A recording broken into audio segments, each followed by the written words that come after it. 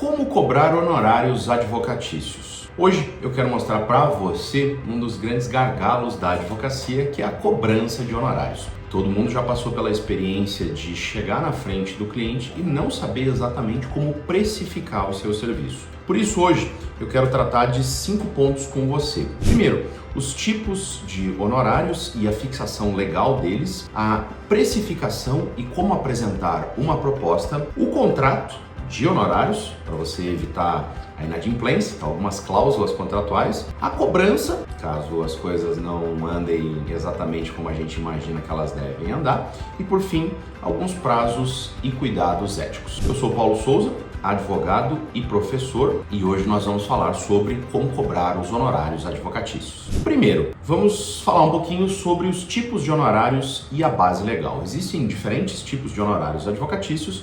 O mais básico deles, certamente, é aquele fixado em contrato, os honorários contratuais. Existem também os famosos honorários sucumbenciais, que são os fixados pelo juiz quando nós vencemos uma determinada ação, e os honorários também arbitrados, que é uma rara situação na qual não há um acordo ou uma fixação entre o cliente e o advogado, e aí o juiz vai fixar mediante arbitramento. Então são essas as modalidades previstas aí para os honorários advocatícios. Nunca indico que você chegue à terceira modalidade, porque você não fez um bom contrato e aí é necessário fazer essa fixação judicial. Os contratuais são os quais você vai se focar. E nesses honorários contratuais nós temos diferentes tipos de honorários e formas de fixação. E esse é um ponto bastante importante. Nós temos honorários que são fixos, honorários que funcionam como mensalidades, honorários baseados no êxito de uma determinada ação e outros arranjos vinculados ao caso. Esse é o grande ponto que nós precisamos atentar aqui como advogados, né? A minha indicação sempre para você é que você não fixe honorários advocatícios sempre com base no êxito, a não ser em casos muito excepcionais. Trabalhar necessariamente apenas no êxito é uma armadilha para o advogado, especialmente aquele que está iniciando a advocacia. Por quê? Porque você vai receber honorários em agosto de Deus, e isso é um problema, porque nós vamos trabalhando sem receber. Isso se transforma numa bola de neve e muitas vezes as pessoas acabam abandonando a advocacia justamente por isso, porque muitas vezes demora muito tempo para que esses honorários cheguem. Então é importante que você fixe honorários sempre, não apenas levando em consideração esse aspecto sucumbencial ou de êxito, né? Honorários fixos ou mensais, para que você tenha uma rentabilidade na sua advocacia. Evidentemente, em algumas áreas, essa fixação não é assim tão fácil, especialmente se você vai atuar para alguns estratos da população de mais baixa renda ou para casos nos quais o próprio recebimento daqueles valores é algo que a pessoa precisa. Por exemplo, numa ação de alimentos, eu dificilmente vou conseguir destacar valores iniciais muito grandes aqui a título de honorários, né? O segundo aspecto importante é como precificar os nossos honorários advocatícios. Então, você sempre vai se pautar na tabela da OAB.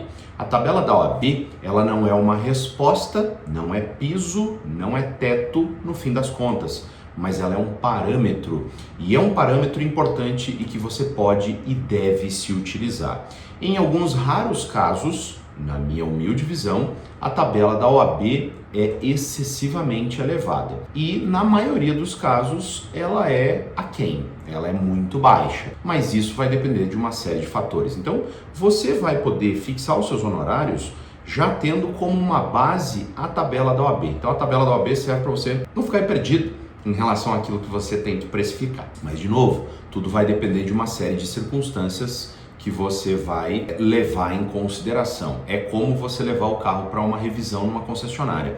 Se você deixa numa concessionária que você vai com o seu carro, volta, se vira com o Uber e fica lá e não tem um lugar para você ficar, por exemplo, esperando, é de um jeito. Se você vai numa concessionária em que a concessionária manda buscar o seu carro para fazer a revisão e aí depois, se você precisar ir lá, eles mandam um motorista para você, a precificação do serviço é igualmente diferente. Então, isso envolve qualidade, proximidade, uma série de fatores. Então, a precificação vai levar em consideração isso. também você vai levar em consideração zona geográfica.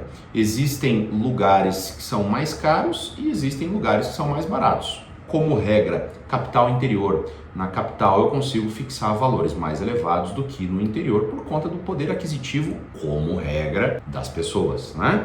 O extrato social que eu vou advogar vai ser levado em consideração também. Então, para você evitar grandes erros na hora de precificar, você pode precificar por fase. Essa é uma indicação muito boa que eu te dou. Não é que você vai acompanhar o cliente para todo o sempre. Então você consegue precificar os honorários num valor um pouco mais baixo, mais acessível desde o começo e evita afugentar o seu cliente, mas você tem uma atuação que envolve o primeiro grau de jurisdição. Se for necessário recurso, ou se for necessário cumprimento de sentença ou execução, nós vamos fixar um novo percentual de honorários. Então isso ajuda você a evitar ter que ficar lá precificando muito alto, porque você vai cuidar do cara no primeiro grau, no segundo grau, nos tribunais superiores, no cumprimento de sentença, na ação rescisória. Não, calma lá, eu vou por fase. Você pode optar, e aí é uma questão de você sentir com o cliente também, precificar até a decisão final, até a sentença ali, e já estabelecer as próximas fases. Ou não, porque isso tem um fator psicológico, né? O cliente olha os valores futuros e ele já faz a conta do valor global e ele fala, tá caro. Então se eu fixo e determino que até a sentença, e quando for na fase recursal, vou estabelecer um novo percentual, vamos fazer um novo acordo. Aí você evita colocar aquele preço desde o começo. Isso pode ser interessante. Existem casos que eu fixo honorários aqui no escritório, que é muito comum em tribunal superior, que é por fase, mas aí eu já fixo todas as fases. Por quê? Porque eu chego para o meu cliente, que na verdade é um advogado, né? É o advogado do cliente final, o meu cliente é o advogado, e falo, olha, eu cobro tanto por acompanhar aqui em tribunal superior. Só que esse valor, para não ficar muito pesado, a gente faz essa divisão em etapas. Então, cada vez que acontece uma coisa, eu recebo uma parte. O recurso é recebido, eu recebo. O recurso foi pautado, eu recebo. Vamos fazer a sustentação oral, recebo, né? Escalonado. Assim fica mais fácil para o próprio advogado propor isso lá para o cliente dele. Então, esse escalonamento é útil também. Você pode fazer a precificação por hora técnica. Essa aqui é um pouco mais difícil, em geral vinculada a contrato empresarial, mas é interessante. Você fala, olha, eu cobro tanto por hora. E aí a minha atuação vai se dando a partir daqui. Isso é bom para consultas. Eu vou fazer uma atividade de consulta contínua com o meu cliente e vou fazer a cobrança por hora técnica. Então, olha, eu vou parar, olhar o teu processo, quanto demorar, eu vou estabelecer aqui a hora técnica.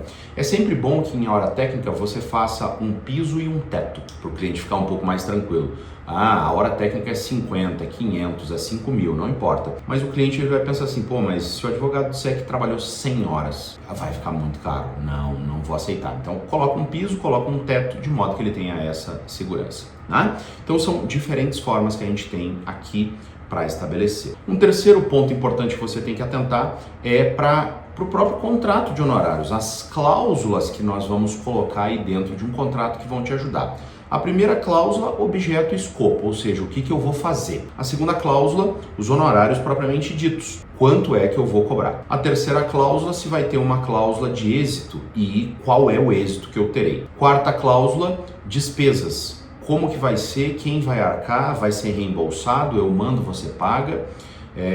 Uma quinta cláusula possível, um adicional de honorários em relação ao valor anterior. Então, uma fase recursal, um cumprimento de sentença. Um sexto item, multa, juros, correção monetária, né? A sétima cláusula envolvendo rescisão, resolução do contrato que eu vou inserir. A oitava cláusula, as possibilidades de subestabelecimento e a divisão de contratos entre os colegas, caso nós tenhamos uma pluralidade de colegas. A nona, a execução específica, já que o contrato de honorários é um título executivo extrajudicial, e como é que eu vou fazer essa execução? Se vai ser junto, se vai ser separado, se vai ser antes, se vai ser depois. E, por fim, a cláusula que envolve foro e proteção de dados, a LGPD. Essas 10 cláusulas aí, elas vão ajudar bastante nessa análise. Um outro item importante que a gente tem que ter nos contratos de honorários é a cobrança. Como é que eu vou fazer isso do meu cliente? Então, o primeiro passo, como é que vai ser a cobrança desses honorários? Eu vou ligar, eu vou enviar.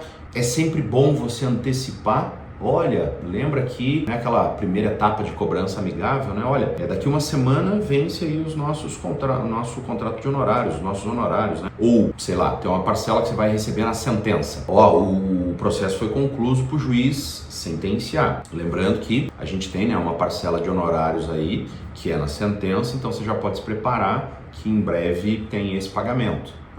Isso acontece muito, como eu falei, né? Na advocacia que eu faço aqui em tribunais superiores, em Brasília, a gente sempre vai antecipando a próxima fase. Então, olha, o recurso foi recebido, tem o valor lá de honorários, né? O próximo passo desse recebimento de recurso vai ser a distribuição e aí vai ser enviado para um relator. Aí esse relator ele vai dizer se aceita ou não aceita o recurso e aí nessa fase tem outro valor. Chegou naquela fase, olha, o próximo passo vai ser a pauta. Ele vai ser pautado para julgamento. Aí nós temos aqui mais um valor a ser quitado. Olha, agora tem a pauta. Então o próximo passo a gente vai se preparar aqui para sustentação oral. Nosso trabalho de sustentação e tem aquele valor. Então é fácil, né? Se a gente for lembrando o cliente aos poucos, fica menos pesado, né? O segundo fator aqui nessa cobrança, sempre também oferecer meios facilitados de pagamento. Aí vai de cada um, se eu vou receber apenas por Pix, ou se eu vou ter lá cartão, que isso tem um custo, né, que eu vou perder para a operadora de cartão, para a maquininha. Parcelamento, aceita parcelamento, como é que faz, e se no meio do parcelamento parar. Então é importante que nós tenhamos isso, até porque é ético, né, previsto aí que a gente pode fazer o recebimento até mesmo por cartão de crédito, por boleto, você quer fazer emissão de boleto, também dá. Caso as coisas não andem do jeito que deveriam, aí a gente passa para uma execução judicial. É raro, mas às vezes acontece, infelizmente, que nós precisamos fazer isso, né? E aí vamos em juízo fazer essa cobrança e aí nós nos tornamos aqui a outra parte do nosso cliente.